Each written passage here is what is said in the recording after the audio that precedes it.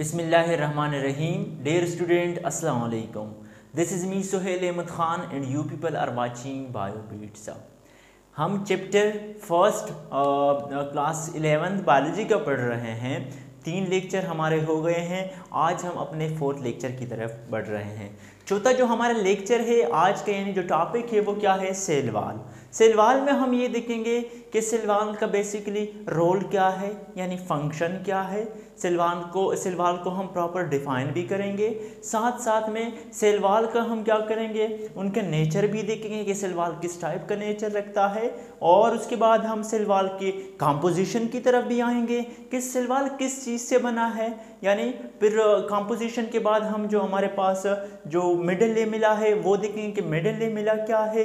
उसके बाद primary cell wall क्या है, सेकेंडरी सेल वॉल क्या है, और इसी के साथ साथ हम जो सेल वॉल का स्ट्रक्चर है उसको भी हमने यहाँ पर ड्रा किया है। और इसी के थ्रू भी हम इसमें देखेंगे कि primary middle lamella primary cell wall और सेकेंडरी सेल वॉल क्या है। तो चलते हैं सबसे पहले सेल वॉल की तरफ और सेल वॉल को डिफाइन करते हैं। सेल वॉल को कैसे डिफाइन करते हैं, यहाँ पर मैंने लिखा है कि it is a specialised form of extra cellular matrix that surrounds every cell of plant, algae, bacteria and fungi.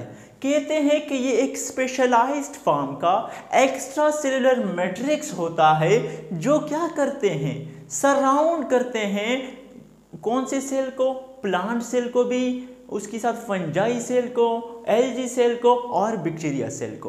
कहने का मकसद ये है कि जो सेल वॉल है हमारे पास, ये एक ऐसा एक्स्ट्रा सेलुलर स्ट्रक्चर है या मैट्रिक्स है जो प्लांट, एल्गी, फंजाई और बैक्टीरिया के सेल को क्या करता है, सराउंड करते हैं। या अगर इसको हम दूसरी तरीके से डिफाइन करें सिंपल सा, कि हम कहें कि it is the outer most boundary of plant cell, bacterial cell, fungi cell as well as algae cell. यानी हमारे पास सेल वॉल क्या है, आउटर मोस्ट बाउंड्री है प्लांट सेल, एल्गी, बैक्टीरिया और हमारे पास फंजाई सेल। तो ये हमारे पास क्या हुई, सेल वॉल की डेफिनेशन हो गई। अब हमारे पास फंक्शन यानी सेल वॉल का रोल क्या है। यहाँ पर मैंने लिखा है it gives protection, structure, storage and support to the cell. यानी सेल वॉल जो हमारे पास होता है ये क्या करता है, प्रोटेक्शन करता है। जैसे कि देखें घर के बाहर घर में क्या होती है, पहले 4 दीवारी होती है। 4 दीवारी का बेसिकली रोल यानी फंक्शन क्या होता है कि वो बाहर से क्या करे, प्रोटेक्ट कर सके, अंदर घर में रहने वाले लोगों को क्या करे, प्रोटेक्ट कर सके। इस तरह सेल वॉल का भी यही रोल है कि अंदर जितने भी ऑर्गेनेलिज हैं, जितनी भी चीज़ें हैं सेल के अंदर, उसको की क्या करे, प्रोटेक्शन कर सके, साथ साथ में स्ट्रक्चर दे सके। सेल वॉल का ये भी रोल है कि सेल को एक प्रॉपर स्ट्रक्चर दे सके। ऐसे नहीं है कोई क्या स्फेरिकल, सिलेंड्रिकल, नहीं, प्रॉपरली एक हमारे पास सेल वॉल एक स्ट्रक्चर देता है, किसको, सेल को। और साथ में स्टोरेज का भी रोल प्ले करता है। सेल वॉल हमारे पास स्टोरेज का रोल भी प्ले करता है। वो कैसे यार, देखिए सेल के अंदर बहुत सारे ऑर्गेनेलिज होती हैं, endoplasmic reticulum, nucleus, Golgi apparatus, mitochondria वगैरह सारी चीज़ें होती हैं, इनको क्या स्टोरेज भी करता है सेल वॉल। और लास्ट में लिखा है कि and support to the cell, और सेल को क्या करे, सपोर्ट कर सके। तो ये हमारे पास क्या है, सेल वॉल का बेसिकली हमारे पास फंक्शन है। फिर मैंने हेडिंग दी है नेचर की। नेचर के आगे लिखा है कि it is permeable in nature. यानी सेल वॉल जो हमारे पास है वो परमिएबल इन नेचर है। अगर हम एनिमल सेल की बात करें तो वहाँ पर जो सेल वॉल का नेचर है वो सेमी परमिएबल इन नेचर होता है, या आप कह सकते हैं कि that is selectively permeable in nature. यानी वो इसलिए सेलेक्टिवली परमिएबल इन नेचर होता है कि कुछ मॉलिक्यूल्स को वो अंदर या बाहर मींस मूवमेंट होती है सेल से, लेकिन वो क्या होती है, सेलेक्टिवली मॉलिक्यूल्स जो होंगे उनकी मूवमेंट सेल के अंदर होगी या सेल के बाहर होगी। लेकिन यहाँ पर जो है हमारे पास, यहाँ पर सेल वॉल का जो नेचर है यहाँ पर परमिएबल इन नेचर है, यानी मॉलिक्यूल्स की फ्रीली मूवमेंट इधर उधर हो सकती है। लेकिन यहाँ पर एक चीज़ नोट करें, इसका ये मतलब हरगिज़ नहीं है कि परमिएबल इन नेचर है तो माइक्रो ऑर्गेनिज्म बाकी सारी चीज़ें वो भी सेल के अंदर आएगी, नहीं, ये हरगिज़ नहीं। 1 to 2 नैनोमीटर मैंने यहाँ पर मेंशन किया है, यानी जो भी मॉलिक्यूल्स होंगे, जो भी चीज़ें होंगी जिनकी ये रेंज होगी कि 1 to 2 नैनोमीटर, उनकी movement out of the cell भी हो सकती है, इनटू द सेल भी हो सकती हैं, लेकिन उनका क्या होना चाहिए, 1 to 2 नैनोमीटर। अगर इससे चीज़ें बड़े होंगे, इससे मॉलिक्यूल्स बड़े होंगे तो उनकी हर गिज़ा ये movement into the cell and out of the cell बिल्कुल नहीं होगी। सो ये परमिएबल नेचर का ये चीज़ ध्यान में रखें। ऐसा नहीं है कि सारी चीज़ें हमारे पास इधर उधर जाएंगी, नहीं, अगर ये रेंज होगी या इससे कम होगी रेंज तो वो उनकी मूवमेंट हो सकती है, आउट भी हो सकती है, इन भी हो सकती है। लेकिन अगर 1 से 2 नैनोमीटर खुदा न खास्ता उन चीज़ मॉलिक्यूल्स की वो उनसे ज़्यादा हो तो फिर उनकी मूवमेंट नहीं होगी। फिर आते हैं हमारे पास कंपोजिशन कि सेल वॉल बेसिकली हमारे पास किस चीज़ से बना है। मैंने यहाँ पर लिखा है कि cell wall is a multi layered structure. हमारे पास सेल वॉल जो है ये मल्टी लेयर स्ट्रक्चर है। उनमें क्या क्या होता है, फर्स्ट पे हमारे पास मिडल लेमिला होता है, सेकेंड पे हमारे पास प्राइमरी सेल वॉल होता है और थर्ड पे हमारे पास क्या होता है, सेकेंडरी सेल वॉल होता है। इसलिए हम इसको कहते हैं कि cell wall is a multi layer structure. तो अब हम अपने पहले लेयर यानी जिसे हम कहते हैं मिडल लेमिला उसकी तरफ आते हैं कि मिडल लेमिला हमारे पास क्या चीज़ है। मैंने लिखा है it is compose or made up of pectin, calcium and magnesium. Middle lamella को बेटा याद रखें कि ये हमारे पास पेक्टिन का बना होता है, साथ साथ में कैल्शियम और मैग्नीशियम का बना होता है। यानी pectin, calcium and magnesium form the which layer, that is the middle layer of the cell, that is plant, maybe plant cell हमने यहाँ पर लिया है, सही है। तो मिडिल लेमिला किस चीज़ का बना होता है, पेक्टिन में भी उसमें भी होती है, साथ साथ में कैल्शियम भी होता है और हमारे पास मैग्नीशियम भी होता है। अब यहाँ पर पेक्टिन का रोल क्या है, पेक्टिन का फंक्शन क्या है, पहले तो ये याद रखें कि it is a water soluble polysaccharide. Pectin हमारे पास क्या है, वाटर सोलेबल पॉलीसेकेराइड है। पॉलीसेकेराइड क्या होता है, देखिए हमारे पास छोटे छोटे जो यूनिट्स होते हैं, आप लोगों ने पढ़ा है, अगर नहीं पढ़ा तो भी बता देता हूँ कि हमारे पास जो छोटे छोटे यूनिट होते हैं जिसे हम मोनोमर्स कहते हैं या मोनोसेकेराइड्स कहते हैं, सही है। तो वो मोनोसेकेराइड जब आपस में एक दूसरे से मिल जाते हैं तो वो हमारे पास क्या बनाते हैं, पॉलीसेकेराइड बनाते हैं। और याद रखिए ये पॉलीसेकेराइड हमारे पास क्या है, ये हमारे पास कार्बोहाइड्रेट्स होते हैं। क्या होते हैं, ये हमारे पास कार्बोहाइड्रेट्स होते हैं। इसलिए हम ये कहते हैं कि पेक्टिन जो है ये वाटर सॉल्युबल है, ठीक है, वाटर सॉल्युबल पॉलीसेकेराइड है, यानी कार्बोहाइड्रेट है इन नेचर, इसलिए वाटर सॉल्युबल है। और इसी में फिर लिखा है कि it uses act as jellies and jams. Pectin, अब यहाँ पर एक चीज़ और नोट करें कि ये जो मिडिल लेमिला है इसका बेसिकली रोल क्या होता है, सीमेंट का रोल यूज होता है। सीमेंट आप लोग जानते हैं, फॉर एग्जांपल हम दो ईंटें एक दूसरे पे रखते हैं ना, फॉर एग्जांपल हम एक दीवार बना रहे होते हैं तो एक ईंट रखते हैं, फिर उसके ऊपर मसाला लगाते हैं, फिर दूसरा ईंट उसके ऊपर, फिर मसाला, फिर उसके ऊपर हमारे पास तीसरी ईंट आ जाती है। तो जो मिडिल लेमिला है इसका बेसिकली रोल ये होता है कि क्या करें कि दो जो सेल्स होते हैं उनको आपस में एज ए सीमेंट यानी अटैचमेंट उनकी करते हैं। सो मिडिल लेमिला का ये रोल होता है। अब ये यहाँ पर जो लिखा है कि it uses as jellies and jams. अगर हम प्लांट सेल से इस मिडिल लेमिला को निकालें तो हम एज अ जेलीज और हमारे पास जो जेम्स जो जूसेस वगैरह में हम वो करते हैं तो हम इसको यूज़ कर सकते हैं। आते हैं यहाँ स्ट्रक्चर की तरफ। स्ट्रक्चर की तरफ देखिए थोड़ा, ये हमारे पास देखो ओवरऑल मैंने स्ट्रक्चर बनाया है किस चीज़ का, सेल वॉल का हमारे पास। अब याद रखें ये जो है, ये जो एरियाज़ हैं, मैं थोड़ा शो कर देता हूँ, ये जो एरियाज़ है हमारे पास, ये जो है ये, इसको मैंने नाम दिया है मिडल लेमेला। ठीक है, ये हमारा पूरा का पूरा क्या है, एक मैंने सेल बनाया है, उसमें ये मिडल लेमेला है और इसमें ये हमारे पास प्राइमरी सेल वाल है, ये रेड हमारे पास सेकेंडरी सेल वाल है। प्राइमरी सेकेंडरी सेल वाल में दोबारा समझाता हूँ, पहले मिडिल लेमेला को समझे। और ये जो मैंने ब्लैक ड्रा किया है इस साइड पर और एक साइड पर, ये एक दूसरे सेल्स हैं, लेकिन मैंने इसको हाफ हाफ वैसे ड्रा किया आप लोगों को समझने के लिए। तो ये हमारे पास जो हैं, यानी इस सेल और इस सेल के बीच में जो जगह है, या जो मैंने ये रेड पेन से शो किया है, ये हमारे पास क्या होता है, ये मिडल लेमेला होता है। और मिडल लेमेला का रोल क्या होता है, जैसे अभी मैंने बताया कि ये दो सेल आपस में क्या करते हैं, इनकी जो अटैचमेंट करते हैं एक दूसरे के साथ, वो मिडल लेमेला का रोल होता है। तो मिडल लेमेला की यहाँ तक आप लोग को समझ आ गई है। अगर नहीं भी आई तो आप लोग कमेंट सेक्शन में पूछ सकते हैं, इंशाल्लाह मैं आप लोग को वहीं पर भी आंसर करूँगा।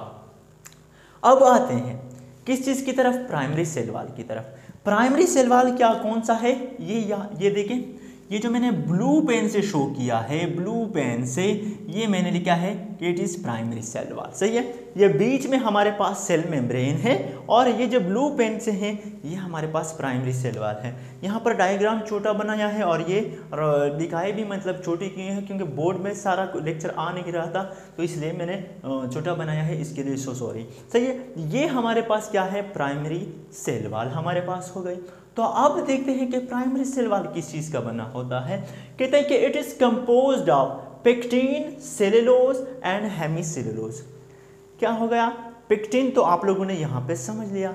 अब प्राइमरी सेल वाल में कहते हैं कि पेक्टिन का भी बना होता है, इसमें सेलुलोज भी होती है और हेमीसेलुलोज भी होती है। तो पेक्टिन की तो समझ आ गई, वहाँ पर हमने पढ़ा कि ये वर्क करता है एज अ सीमेंट का रोल प्ले करता है, दोनों सेल को क्या करते हैं, या अटैचमेंट करते हैं, या उसमें जो जूसेस वगैरह हैं, और ये हमारे पास वाटर सोल्यूबल पॉलीसेकेराइड भी हैं। ठीक है, तो अब हम डिस्कस करते हैं सेलुलोज को, कि सेलुलोज हमारे पास क्या चीज़ है।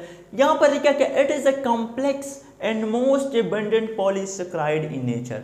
बहुत ही मज़े का MCQs हैं, ये आप लोग अपने पास नोट करें कि अगर आप लोगों से पूछे कि the complex and the most abundant polysaccharide in nature या the most abundant polysaccharide on earth is, वहाँ पर ऑप्शन दिया होगा सेलुलोज, काइटिन, कोई और दिया होगा, तो आप लोगों ने किसको क्लिक करना है, सेलुलोज को क्लिक करना है, कि ये हमारे पास the most complex and as well as the most abundant polysaccharide है इन नेचर में। सो ये याद रखिए, ये हो गया। अब यहाँ पर ये सेलुलोज बेसिकली बनता कैसा है, कैसे ये बनता है, यहाँ पर लिखा कि 500 to 3000 glucose molecule combined together and form cellulose. ये सेलुलोज जो होता है ये ग्लूकोज मॉलिक्यूल से बना होता है। 500 से लेकर 3000 ग्लूकोज मॉलिक्यूल आपस में कंबाइन होते हैं और वो हमें देता है क्या, सेलुलोज। उनसे क्या बनता है, सेलुलोज बनता है। ये भी आप लोग को समझ आ गई। अब यहाँ पर लिखा है कि 33% सेलुलोज इन वेजिटेबल सेल।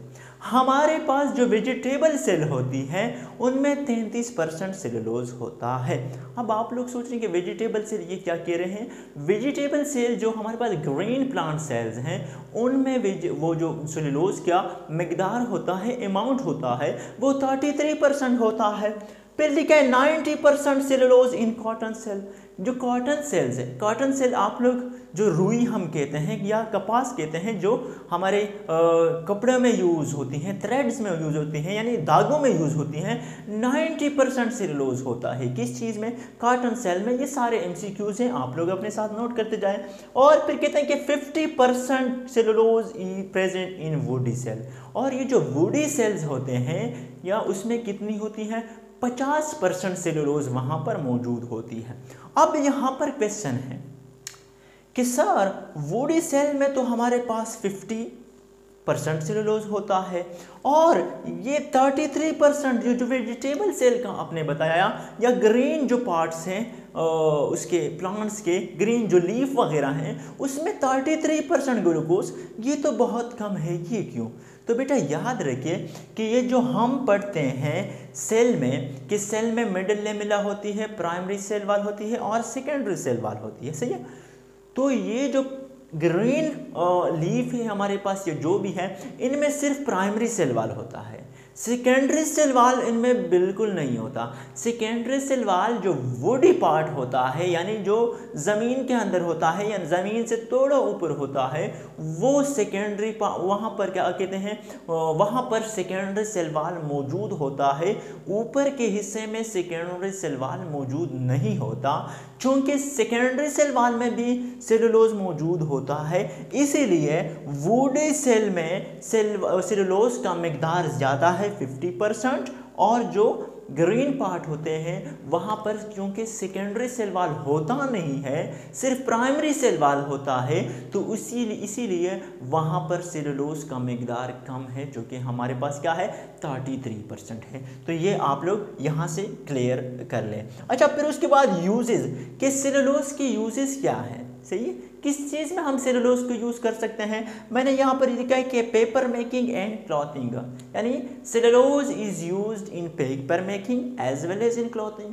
सेलुलोज को हम पेपर मेकिंग में भी यूज़ करते हैं और साथ साथ में जो कपड़े हम बनाते हैं, क्लॉथिंग करते हैं, उसमें भी हम इसको यूज़ करते हैं। तो प्राइमरी सेल वॉल यहाँ पर, अच्छा सॉरी, हाँ हेमीसेलुलोज भी रह गया। हेमीसेलुलोज में कहते हैं कि it is a branched polysaccharides saccharide that is xylose and galactose etc. अब हेमीसेलुलोज और सेलुलोज में ज़्यादा फर्क नहीं है, ये दोनों एक ही चीज़ समझे आप लोग, लेकिन हाँ थोड़ा फर्क है। वो कैसे? देखो, सेलुलोज का जो स्ट्रक्चर होता है मैं यहाँ पर ड्रा करता हूँ कि फॉर एग्जांपल ऐसे स्ट्रक्चर होता है, ये यहाँ पर ग्लूकोज, यहाँ पर ग्लूकोज, फिर यहाँ पर, फिर यहाँ पर, फिर यहाँ पर, ये सिंपल यानी लीनियर स्ट्रक्चर होता है सेलुलोज का। लेकिन अगर हम हेमीसेलुलोज की बात करें, हेमीसेलुलोज भी सिमिलर स्ट्रक्चर होता है, लेकिन वो ब्रांच्ड होता है। क्या होता है? लीनियर नहीं होता, ब्रांच होता है। यहाँ पर मैं ड्रा करता हूँ, ऐसे होता है, देखो ये ग्लूकोज, ये, लेकिन यहाँ पर या तो गैलेक्टोज अटैच होता है। आप लोगों ने केमिस्ट्री में पढ़ा होगा कि एक होता है लीनियर स्ट्रक्चर, एक होता है ब्रांच स्ट्रक्चर। अब ये हमारे पास ब्रांच स्ट्रक्चर है कि और ब्रांच बनाए, यहाँ पर या तो हमारे पास गैलेक्टोज अटैच होता है या हमारे पास ये क्या, ये जाइलोज अटैच होता है, इसीलिए ये हमारे पास ब्रांच स्ट्रक्चर बनाता है हेमीसेलुलोज। और सेलुलोज जो हमारे पास होता है उसका स्ट्रक्चर कैसा होता है? वो लीनियर स्ट्रक्चर होता है। और अगर पूछे कि हेमीसेलुलोज के यूजेस क्या है, तो ये जो हमारे पास अल्कोहल प्रोडक्शन होती है इसमें हम हेमीसेलुलोज वगैरह यूज करते हैं, यानी hemicellulose are used in alcohol production. So hemicellulose यहाँ पर हो गया, यानी प्राइमरी सेल वॉल हमारे पास यहाँ पर क्या हो गया, कंप्लीट हो गया। अब चलते हैं सेकेंडरी सेल वॉल की तरफ, सही है। अब ये जो आप लोग को जो रेड इतना बड़ा नजर आता है, ये हमारे पास क्या है, सेकेंडरी सेल वॉल है, सही है। ये सेकेंडरी सेल वॉल है, प्राइमरी सेल वॉल हो गया, ये सेल मेम्ब्रेन है, ये सेकेंडरी सेल वॉल, और ये हमारे पास मिडिल है मिला। तो सेकेंडरी सेल वॉल की तरफ आते हैं, कहते हैं कि it is composed of lignin, cellulose and hemicellulose. वही चीज़ें हैं, एक चीज़ ऐड हुआ है, कहते हैं कि सेकेंडरी सेल वॉल में जो बना होता है वो किस चीज़ से, लिग्निन से, सेलुलोज से और हेमीसेलुलोज से। सेलुलोज और हेमीसेलुलोज को तो हमने प्राइमरी सेल वॉल में डिस्कस किया, लेकिन एक नई चीज़ आया है, वो क्या है, वो हमारे पास लिग्निन है। तो लिग्निन की तरफ आते हैं। लिग्निन याद रखिए कि it is organic polymer that is non carbohydrate. Lignin हमारे पास कार्बोहाइड्रेट नहीं है, और ये क्या है, ऑर्गेनिक पॉलीमर है। याद रखिए कि लिग्निन हमारे पास कार्बोहाइड्रेट नहीं है।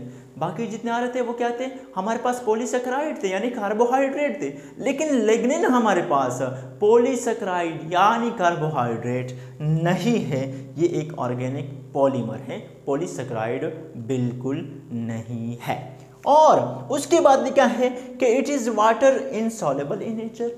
लिग्निन हमारे पास जो है ये water soluble insoluble in nature है, यानी वाटर में ये सॉल्युबल नहीं है। साथ साथ में ये भी याद रखें, यहाँ पर दूसरा पॉइंट याद आ गया कि जो हेमीसेलुलोज है और सेलुलोज हैं ये भी इनसॉल्युबल इन वाटर हैं, लेकिन ये सिर्फ जो पेक्टिन है ये हमारे पास क्या है, वाटर सॉल्युबल है।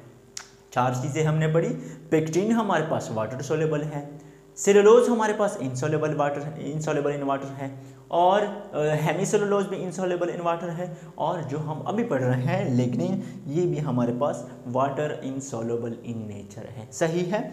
नेक्स्ट हमारे पास है कि लिग्निन का फंक्शन क्या है। It has function in water transport and mechanical strength.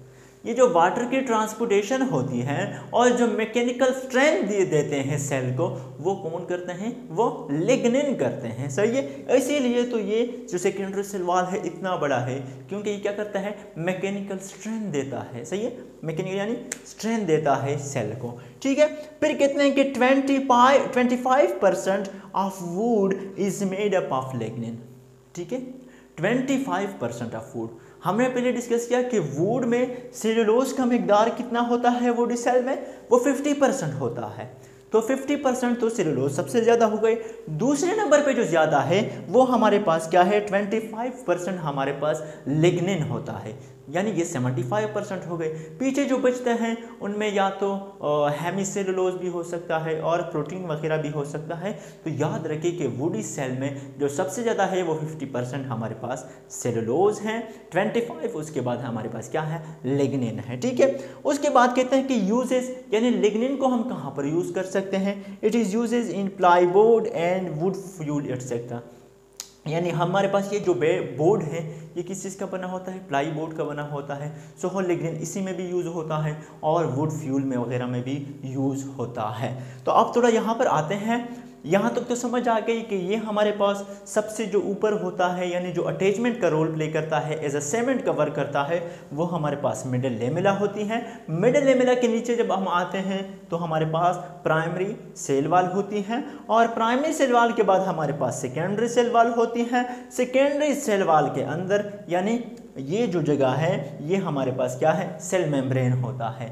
अब ये जो मैंने जो कट लगाया हुआ है ये, अब ये क्या चीज़ है, ये मैंने ऊपर नाम दिया है क्योंकि जगह नहीं दी तो ऊपर में दिया। इसको हम नाम देते हैं प्लाज्मोडेस्माटा। प्लाज्मोडेस्माटा का क्या रोल होता है, प्लाज्मोडेस्माटा का ये रोल होता है कि जब सेल्स एक सेल से दूसरे सेल में किसी मॉलिक्यूल्स की वो ट्रांसपोर्टेशंस होते हैं, यानी सेल के अंदर तो मॉलिक्यूल एक जगह से एक सेल से दूसरे सेल जाते रहते हैं, तो वो कौन से रास्ते से जाते हैं, वो इस रास्ते से जाते हैं, और इस रास्ते का नाम है हमारे पास क्या, प्लाज्मोडेस्माटा। तो ये था हमारा सेल वॉल, और उम्मीद है इंशाल्लाह अगर आप लोग ये सारी चीज़ें इसी तरह सीख लेंगे तो आप लोग को फ्यूचर में सेल वॉल के बारे में बिल्कुल पढ़ने की ज़रूरत नहीं है। सारे हमने बड़े डिटेल से सेल वॉल को डिस्कस किया इंशाल्लाह, और उम्मीद भी है कि आप लोग को समझ आ गया होगा। अगर नहीं भी आई, कोई किसी का क्वेश्चन हो तो वो कमेंट सेक्शन में मुझसे ज़रूर पूछें, इंशाल्लाह मैं वहीं पर आंसर करूँगा। वीडियो अगर आप लोग को अच्छी लगी हो तो लाइक कर दे, चैनल पर नए आए हैं तो सब्सक्राइब कर दे, और बेल आइकन को मस्ट प्रेस करें ताकि आने वाली वीडियोस आप लोगों तक ईज़िली पहुंच सके। और हाँ, दूसरी बात ये कि ये जो लेक्चर्स हैं बड़ी मेहनत से हम तैयार करते हैं। कोशिश आप लोग करें कि ये आप लोग अपने सिबलिंग्स के साथ, अपने फ्रेंड्स, फेलोज, रिलेटिव्स सबके साथ शेयर करें, और हम इंशाल्लाह जिस तरह मैंने पहले वीडियो में कहा कि हम डेली बेसिस पे अब फर्स्ट ईयर की जो चैप्टर फर्स्ट हैं ये हमने स्टार्ट किया है। डेली बेसिस पे आप लोग को वीडियो और यानी लेक्चर मिलेगा। सो आप लोग बिल्कुल स्किप ना करें, हमारे साथ चले। दिन में एक लेक्चर होता है 15-20 मिनट का, और इंशाल्लाह आप लोग को बड़ा फ़ायदा होगा। तब तक के लिए आप लोग खुश रहिए, हंसते रहिए, मुस्कुराते रहिए, और मुझे अपनी दुआ में याद करते रहिए। अल्लाह हाफिज़।